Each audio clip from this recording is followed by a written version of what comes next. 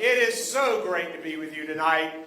I'm humbled and excited to accept the Democratic nomination to become North Carolina's next United States Senator.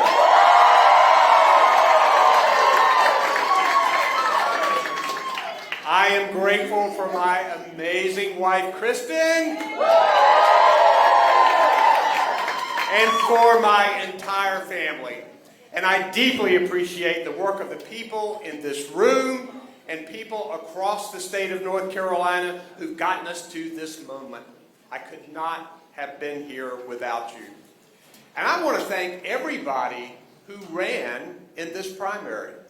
It takes serious courage and passion to step up and get involved and run for office and serve. And I look forward to working with all of you during this crucial campaign for our state and country. Now, I also want to take a moment to share my deepest condolences to the family and loved ones of our military members who were killed in the Iran war. Our brave men and women in uniform put their lives on the line to keep our country safe. And I am deeply grateful to them and their families. So guys, we know we've got our work here and it's just beginning. We have a long way to go until November. Hey, but if you want change in Washington, do you? Yeah! This campaign is for you. If you want to toss out the DC insiders, do you? Yeah! This campaign is for you. You know, if you just think things cost too much, do you? Yeah! This campaign is for you. I've never been in a race that's this crucial for the people of North Carolina and for our country. And I need all of you to get this job done. Let me tell you why I'm running. I'm running for the hard-working parent who's tired of seeing higher costs at the grocery store and scared that the family won't be able to make ends meet.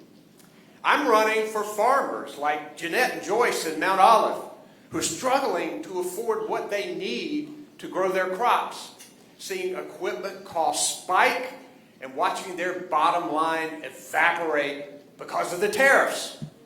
I'm running for Meredith in Winston-Salem and her daughter Vivian, who might lose her medical treatment because of right-wing attacks on health care.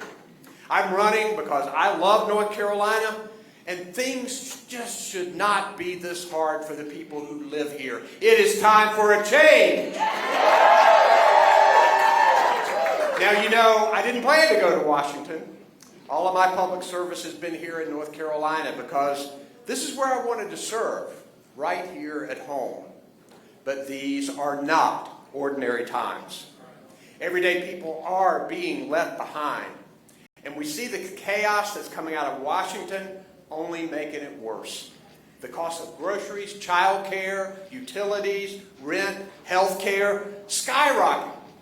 Just overnight, we saw the price of gas spike. Yet another burden on working families. Meanwhile, the DC insiders are making sure that the wealthiest among us are getting further ahead, all at your expense, and it's not right. I knew that I needed to run for this Senate seat because Washington, D.C. is broken.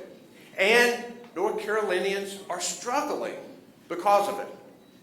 As I thought about running, on Sundays I would sit in church, and I kept coming back to a passage in the book of Luke. To whom much is given, much is required. A lot has been given to me. A lot's been required. I thought about my life growing up in eastern North Carolina, my public school teacher mom, my hard-working dad, my work on the farm every summer until I went to college, the amazing public school education that I got in Nash County, my Sunday school classes that I taught for decades, and most importantly, my wonderful wife and my 3 fantastic daughters. Boy, have I been blessed. And it was amazing to wake up every morning for years and lead the state that I love, both as Attorney General and your governor. I'm proud of what we accomplished together.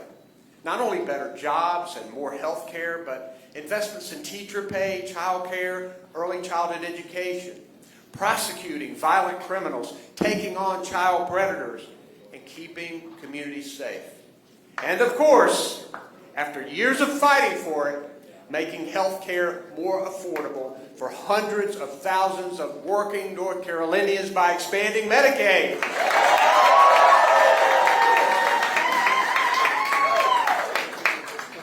But now, a new challenge awaits.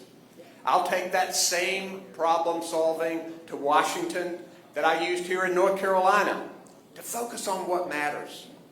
My opponent, who just won his primary tonight, is an out-of-touch D.C. insider and big oil lobbyist who's only looking out for himself and his well-connected friends in Washington. He has pushed schemes that raise health care costs, make communities less safe, and make life harder and more expensive for working families. How out of touch is Michael Whatley? While your costs go up, Michael Whatley says prices are down. When your local law enforcement needs more funding to make communities safe, Michael Whatley supports DOGE cuts that take money away from them. When you wish you could afford your health care premium, Michael Whatley celebrates a bill that makes it cost even more. It's dead wrong, and it's got to change. Let me tell you who I'll be. I'll be a strong, independent senator who will work with this president when I can and stand up to him when the people need me to. I will always put the people of North Carolina first, before politics, before party. The people of North Carolina will be my total focus as I serve in the United States Senate.